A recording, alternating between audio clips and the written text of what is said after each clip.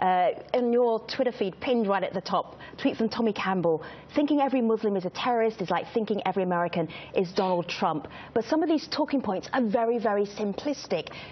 Did you know where they came from? Do you know where they come from?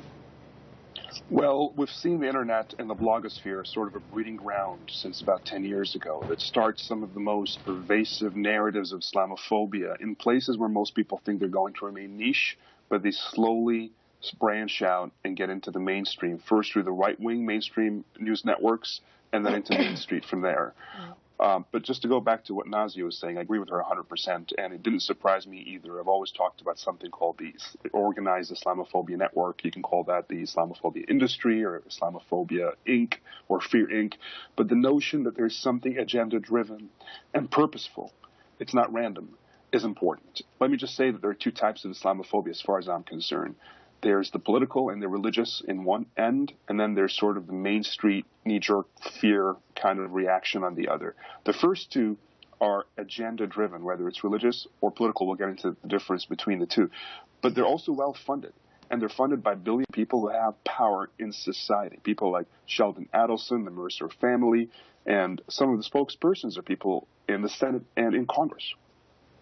You know, picking up on that point that, Ahmed, you're echoing Nazia's point, there's someone else online who would agree with both of you. H.G. Flores says Islamophobia was at an all-time high the first few years after 9/11. The election of Barack Obama helped alleviate U.S. Islam tensions, he says, unfortunately shifting the country back to racial fears.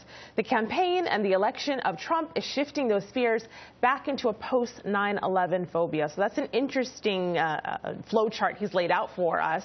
But someone online agreed with him in this tweet. Nisa says, I agree. It's easy for people to think my president acts in this way, so it must mean that I can too. His abuse of Islam and Muslim people lends a cloak of legitimacy to perpetrators of violent attacks against Muslims.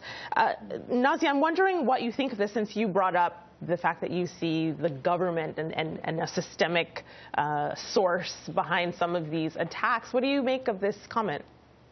Yeah, you know, in my forthcoming book, I talk about how we need to think beyond Trump in this moment. And I think one of the really kind of tragic, one of the many tragic side effects of this new administration is that we're forgetting about the Islamophobias that came before. So, for instance, the fact that we have had in place a drone warfare program, intensified by Obama, that legally classified adult Muslim men as enemy combatants rather than as civilians.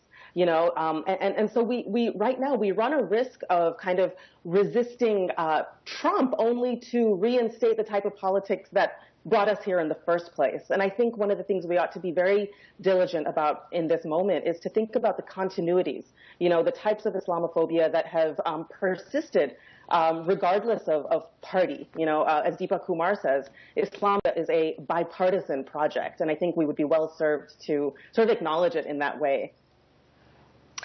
Yes, Deidre. A bigger problem is we saw after September 11th that a lot of elected leaders were disparaging Muslims. And what we saw after September 11th was a lot of elected leaders were actually pushing back and defending. We don't see that anymore. We see our elected leaders keeping their head down, even trying themselves to benefit from this rhetoric. And we need to raise the standard and the expectation. We've had people in the past who've stood up to their own detriment even to defend different marginalized communities, including Muslims. And we also have to realize that although this is a Muslim issue and we are getting a huge amount of negativity out of it, the people who are actually by law being hurt the most are actually the Latino community and the black community. I mean, here in Arizona, we had SB 1070. So while people were disparaging Muslims, they were passing laws and trying to deport every brown person in Arizona and causing that negative reaction on the street, in the marketplace, for regular people who were brown in general. Not all Muslims can be identified, but all brown people can. Jeremy, go ahead, Nazia. Go ahead. I think Deidre's point is absolutely critical because we're kind of stuck with this term, Islamophobia, and it's sort of a misnomer because this militarizing of our border and the ramping up of ICE, this whole creation of this concept of homeland security stemmed from a type of Islamophobic fear of a Muslim terrorist attack, but has ended up impacting Latino migrants in a large extent. And even the term Islamophobia itself assumes that the impacts of Islamophobia are uniformly felt, but they're certainly, intensely felt in Black Muslim communities, in working in undocumented Muslim communities. And if we're thinking about the Islamophobia industry, we can also think about the anti-Islamophobia industry and the ways in which so many of the voices that have been able to speak most vocally against Islamophobia have been often the most sheltered from Islamophobia's most devastating effects. And if I just may... I hear. One of the things I wanted to introduce is because we could speak about Islamophobia for days, but I'm really curious about hearing about how you then tackle it. What do you do about it? Jeremy, you did a very thorough job of pointing out the money, the talking points, the organization, the connections, that it's just not ordinary Americans hating, it's coordinated hate. Where is the fighting back in the documentary? Where does that come? I like the dichotomy that Ahmed puts down because it begins in these think tanks, in these organizations, in these leaders, and emits down to sort of category B, which he was describing, which are people on the average street who are the ones who are the recipient of this message. And those are the people that I think need to be addressed. And those are the people that need to be having a conversation to understand that these talking points are not true. Sharia law is not coming to the United States, and it's not something that they need to fear. Deirdre, you're campaigning for the US Senate, and in a part of the documentary you were having a meeting and somebody was outside protesting. Here's that somebody.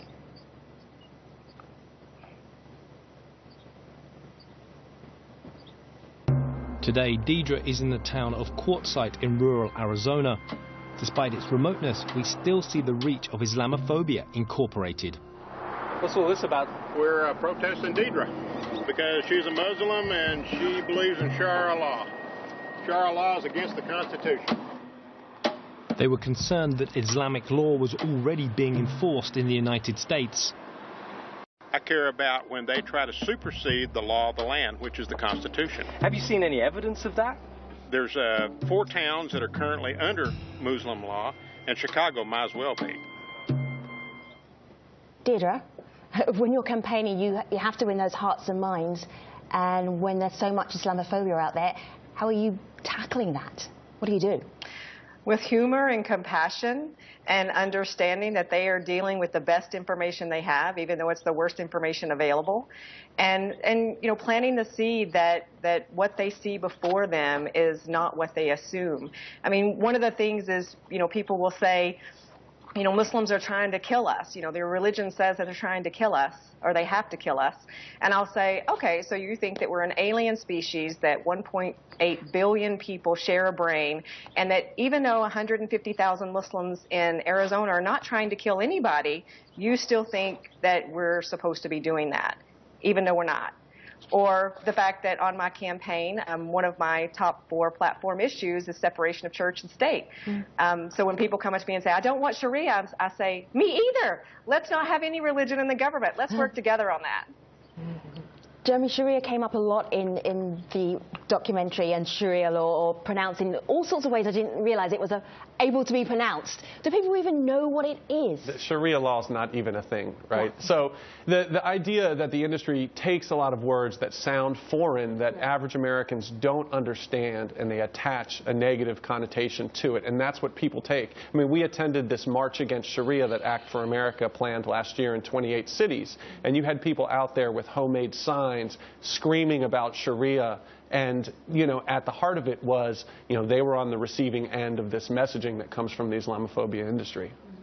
Femi, if I may interject, I've had a few interjections. They're now backed up. Let me try to go through them. The first is when we speak about government. We cannot think of government as some entity that sits on its own. If we believe in a government of the people, by the people, for the people, when we speak of government, it's very crucial that we understand we speak of people. So who are the people in government? Who are the people that influence government? Who are the people that lobby and pay for the campaigns of those who are in government. That conversation is really what speaking of government ought to be about, because it's not a given and it's not inherent. It can change over time. It depends on who's influencing who. The second point is, when it comes to the street